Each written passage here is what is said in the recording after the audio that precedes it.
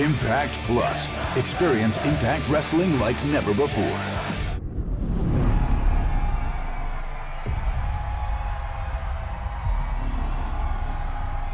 Sami Callihan bullied his way into this main event championship rematch inside the confines of a steel cage.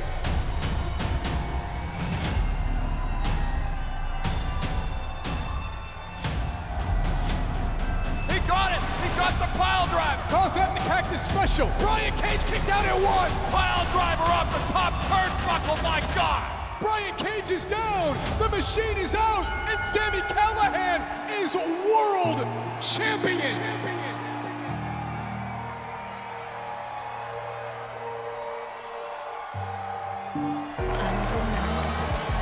Hey, Tessa, from one professional wrestler to another, let's do it again.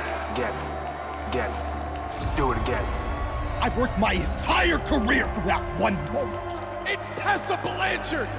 I was Impact World Champion, and that stole my moment. She didn't wait, Josh. He just won the world title. It always has to be about Tessa.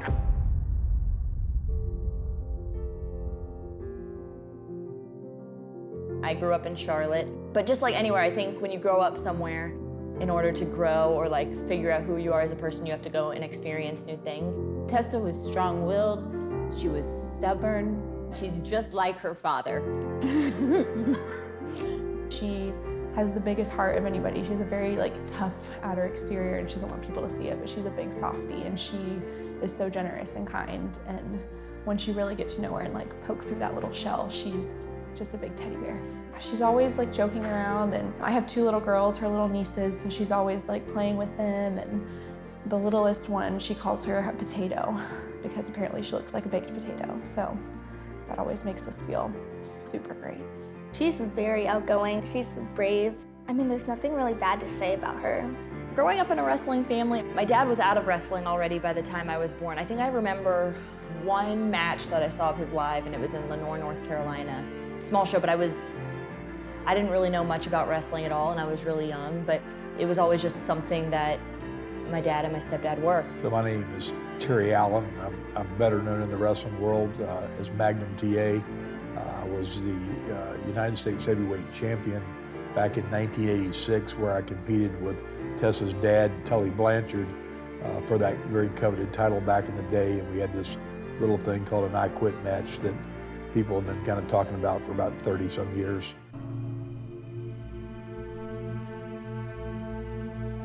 I grew about 45 minutes north of Dayton in a small podunk town called Belle Fountain, Ohio.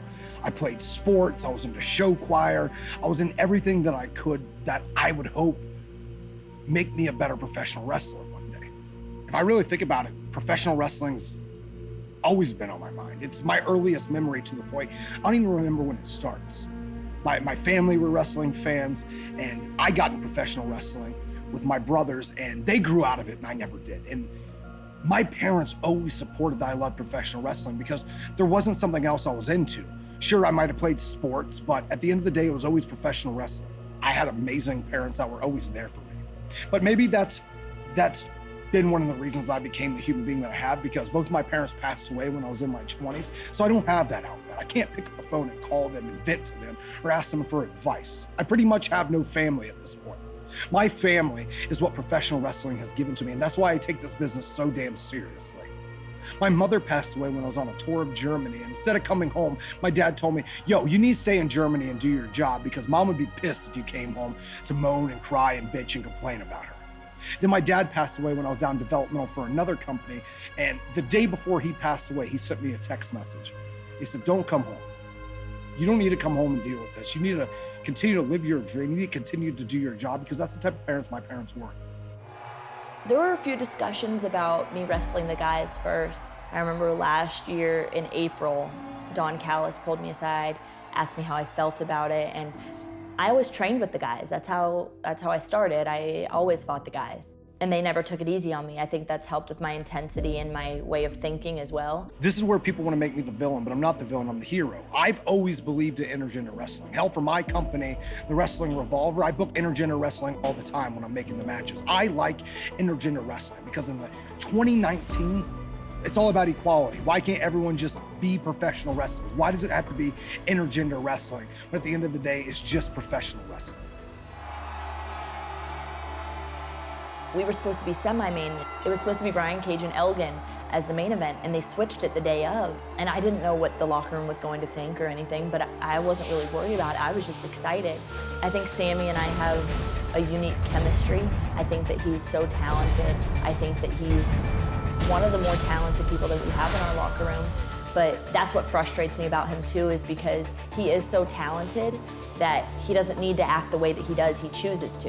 We're the most talked about thing in the entire wrestling world at that point. Impact Wrestling finally pulling the trigger and putting an intergender match in the main event of one of the biggest pay-per-views of the year was exactly where we should have been, and we set the world on fire. We walked out that day and we put the entire world on notice, and we changed wrestling history forever.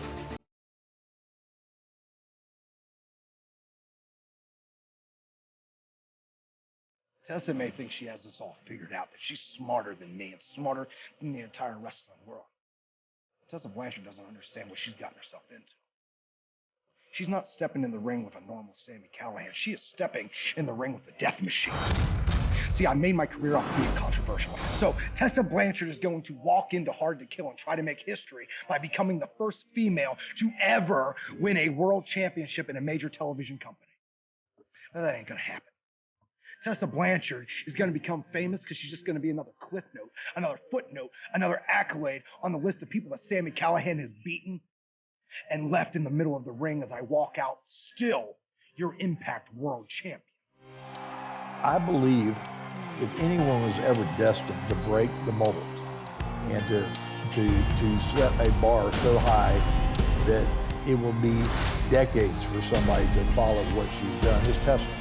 She's proven time and time again that despite all odds, you're just not going to beat her into the ground and she's going to give up and quit. See, everyone thinks it's just going to be another fairy tale ending. The good guy outranks the bad guy. When Tessa Blanchard makes history and becomes the first woman to win the Impact World Championship. No. You know why? Because this is reality. This isn't a fairy tale. This isn't a happy ending story. Because at the end of the day, sometimes in real life, dreams don't come true. Tessa, I want you to bring everything you got, because when you become a failure, it will feel that much better. If Sami beats me on January 12th, I'm gonna have a lot to think about, because for the past 8 months, this has been my focus, this has been what I've trained for, what I've worked for. I've sacrificed for this. My mind has been focused on this. And now the stakes are even higher because it's for the World Championship. With Sami and I, it was personal since Slammiversary. So January 12th, if he beats me, it's because he had another trick up his sleeve that I just didn't see coming. But honestly, I don't see that happening. I don't see Sami throwing too many surprises my way. I know him. I know him so well. I see right through him. I know what he's capable of. I know what OBE is capable of. I know what his monster, all of his boys are capable of. I know it because I've beaten all of OBE. Sami's been the one hurdle in my path, and it's because all of them have had his back. So January 12th, I'm pretty confident that I know exactly what I'm stepping in the ring with, but I don't think Sami knows what he's stepping in the ring with. In this world, we're all sinners. But someone like me, at the end of the day, should be looked at as a saint, because I am the savior of Impact Wrestling. Sami Callihan, January 12th at Hard to Kill.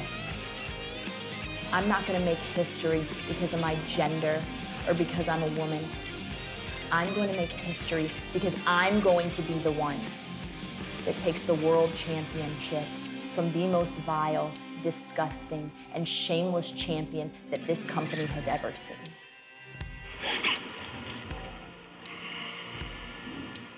Tessa,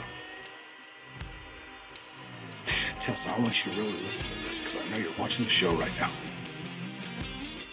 Hard to Kill. You better bring everything that you got. You better lace your boots real tight. Because I'm not going to treat you as a woman. I'm going to treat you as an equal. and I'm gonna bash your skull. I'm a saint. See the horror of another dawn. Been this way since I was born.